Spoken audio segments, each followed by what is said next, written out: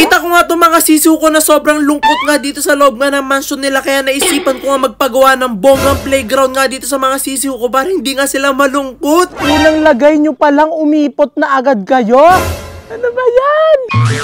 Hapon na nga nung naisipan ko nga lumabas dito para nga tumambay at bantayan nga itong mga sisiw ko dito nga sa bago nga nilang mansyon. Itong mga sisiw ko nga kasi lagi nagpapasaya nga sa akin kaya talagang sobrang gustong gusto ko nga tumambay dito nga katabi nga nila. At kada tumatambay nga ako dito talagang lagi ko nga binibilang nga itong mga sisiw ko at chinecheck ko nga dito kung wala nga nawawala. At habang binibilang ko nga sila nagulat nga ako kasi meron nga ako ibang mga sisiw na nakikita na parang nga malulungkot. Di ko nga alam kung ano nga iniisip nga nitong mga sisiw ko nga na to at bakit nga sila malungkot. At dahil nga lagi nga sila yung nagpapasaya nga sa akin kaya naman hindi ako papayag na malungkot nga sila. Kaya talaga nag-isip nga ako kung ano nga yung gagawin ko para nga sumaya nga itong mga sisiw ko. Gagawan ko sila ng playground.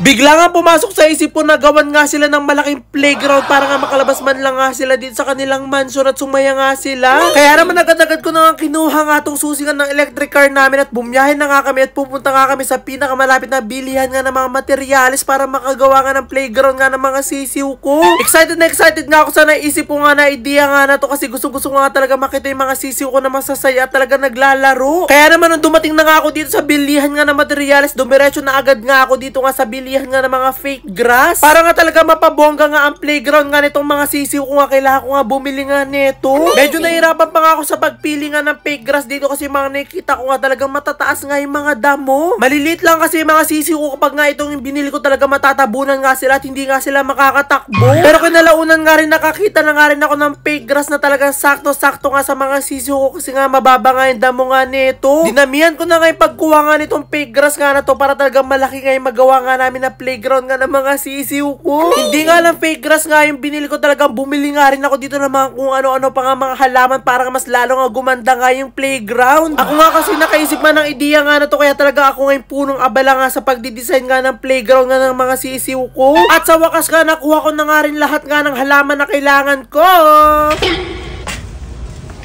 Tapos na ako mamili sa Encantadia.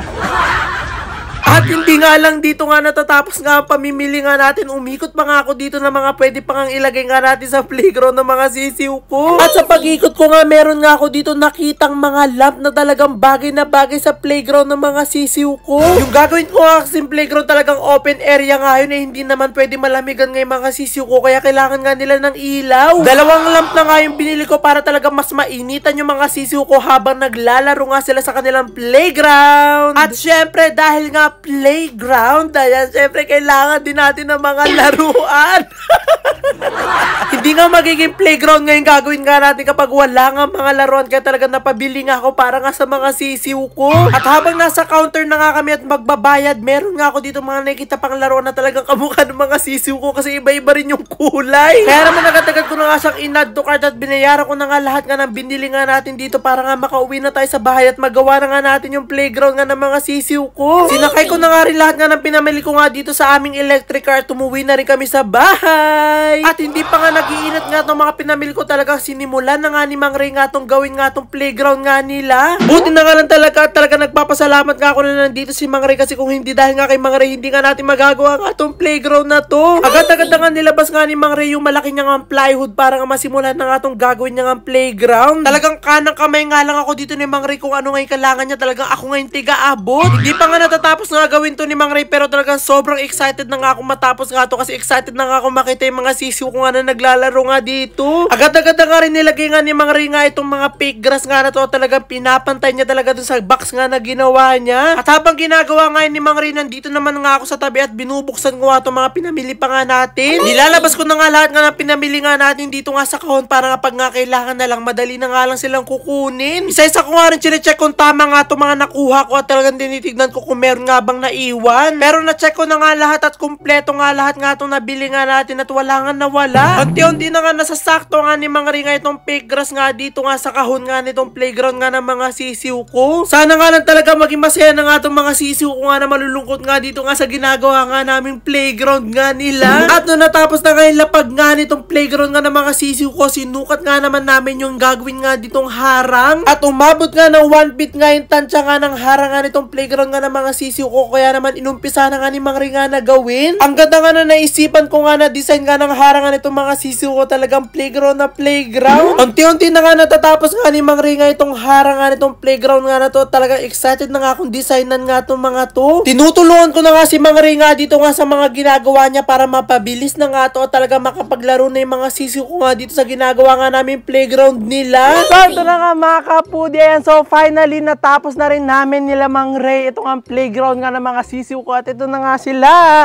Ayan, so medyo mababa nga lang yung pinakaano nga lang nila para hindi lang talaga sila tumalon nga dyan kasi baka pag mababa yung pinakaharang baka tumalon nga sila. Ayan, so pag natapos na nga yan, ang next naman natin na gagawin ay didesign na nga natin siya, lalagyan na natin siya ng mga laruan, syempre playground, tapos sa mga konting bulaklak, tapos yung ilaw nila kasi nga kailangan habang naglalaro sila, naiinitan pa rin sila. So tara na, i-design na natin to para mas lalong gumanda na ang playground ng mga sisiw ko. So tara na! At ito na nga, umpisa na nga natin ang pagpapaganda nga dito nga sa playground nga ng mga sisiw ko. At talaga pagmumukay talaga natin itong playground. Una ko nga nilagay nga dito nga sa gilid nga nitong playground nga ng mga sisiw ko. Ito nga dahon ko nga na meron nga bulaklak na puti. Ito pa nga lang yung nilalagay ko nga sa playground nila pero nagagandahan na nga ako na sobra, talagang bagay na bagay nga to dito. Biglaan nga na itong mga design nga na ginawa ko nga dito sa playground nga nila. Talagang hindi ko nga pinag-isipan. Tinignan ko nga lang kung saan babagay nga yung mga pinamili nga natin. At sa wakas nga napalibot na nga rin natin itong mga bulaklak nga na mahaba nga na nabili ko. Sunod ko nga nilagay ito nga bilog nga ng mga halaman na to. Talagang nahirapan pa nga ako dito kung saan ko sila ilalagay. Pero kinalaunan nga naisip ko nga silang ilagay nga dito nga sa dulo kasi nga dito nga sila bagay. At nung nalagay ko na nga yung mga halaman, inilagay ko na nga rin yung talaga magpapamukha nga playground nga dito. Itong mga laruan. Ewan ko na nga lang talaga kung paglalaruan nga to ng mga sisiw ko, pero titignan nga natin mamaya kapag nilagay na nga natin sila dito.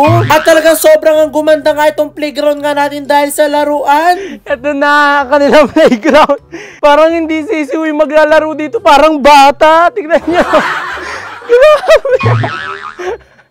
Ano ba yan? So tara na, lagyan na natin sila ng ilaw. So ayan na, lalagyan na natin ng ilaw tong mga lamp. Ayan. Kasi kailangan nila ng ilaw habang naglalaro sila. Kailangan niya ng mga sisiw. Tapos pag nalagay na natin, kakabit na natin dito. Ang maganda dito sa ilaw nga na to, di-clip lang siya. So talagang very, ano lang siya. Anytime pwede mo siyang tanggalin, anytime pwede mo siyang ikabit. Amazing! Ito na. Diba? Wow! So ayan, kapag nakabit na nga natin sila, ayan, so bubuksan na natin yung ilaw bago natin sila ilipat para hindi sila mabigla. Tapos pala, meron tayo ditong plato na binili. Ayan, so maglalagay din tayo dito ng kanilang snacks. May snacks! Pero ilalagay natin dito yung pagkain nga nila. Ilalagay tayo dito, plato, plato, plato, plato. Tapos lagyan natin sila ng food. Ayan, so tara na, lagyan na natin sila. Wow! Amazing! Ayan, so ito na, nalagyan na nga natin sila ng food. So sisindi na natin yung ilaw nila. Ayan, so ito na, buksan na natin siya. 1, 2, 3. Oh! Galing. Ito na makabila. So ito na, open na natin. 1, 2, 3. Oh, diba? Ito na, open na lahat ng ilaw nga nitong playground nga nitong ating mga sisiw. So kunin na nga natin sila sa kanilang mansion. Ayan. Tapos ilalagay na natin sila dito. So tara na. So ito na. Ayan. Nakuha na natin lahat nga ng sisiw natin. So dadalhin na natin sila dito sa kanilang playground. Oh my God. Ayan. Ito na ang playground nyo mga sisiw. Mag-enjoy kayo. Yay! Amazing! Yay! Oh my God, ang cute! Ang ganda ng playground nila kasi ang kukulay nila. Kakulay nila itong mga laruan na nilagay natin. Diba? Yan sila. Amazing! Wow! Unang lagay nyo palang umipot na agad kayo. Iniputan nyo na agad ang inyong playground. Ano ba yan? At nung nalagay ko na nga yung mga sisiw ko nga dito, talagang pagkalagay ko pa nga lang sa kanila, talagang iniputan na agad nila. At habang naglalaro nga dito yung mga sisiw ko nga sa playground nga nila, ako naman yung punong abala para nga maglinis nga nitong kulungan nga nila. Ito nga kasi yung oras ko na kailangan ko na nga linisan nga yung kulungan nga nila kasi medyo marami-rami na nga yung mga ipot nga dito sa loob. At habang naglilinis nga ako ng mansyon nga ng mga sisiw ko, talaga sila nga dito enjoy na nga sa paglalaro nga dito sa playground nila. Ewan ko nga dito sa mga sisiw ko kasi yung mga nilagay ko nga na pagkain nga sa plato, tinatapon nga nila dun sa pinakalapag. Pero hinayaan ko na nga sila kasi nga mga bata pa nga itong mga sisiw ko nga. Pero ako nga dito talagang abalang-abala sa paglilinis nga ng mansyon nila. Tinapon ko na nga yung mga luma nga nilang karton na nakatapal nga sa sahig nila at pinalitan ko na nga ng bago. At talagang nagmukha nga ulit bago nga yung loob nga ng mansyon ng mga sisiw ko nung natapos ko na nga yung paglilinis. Kaya naman nung natapos ko na nga linisin nga tong kulungan nga nila, pumunta na nga ulit ako dito sa playground para nga tignan nga sila at panoorin nga sila naglalaro. At talagang nakakatanggal nga ng stress at pagod nga habang pinapanood mo nga sila kasi sobrang cute nga nila, tas iba-iba pa nga yung kulay. At talagang halatang halata naman dito sa mga sisiw ko na enjoy nga sila dito sa playground nila kasi talagang winawasak na nga nila dito yung mga design ko. At panoorin nyo nga itong mga ginawa nga ng sisiw ko nung nag-iwan nga ako ng camera sa loob nga ng playground nila.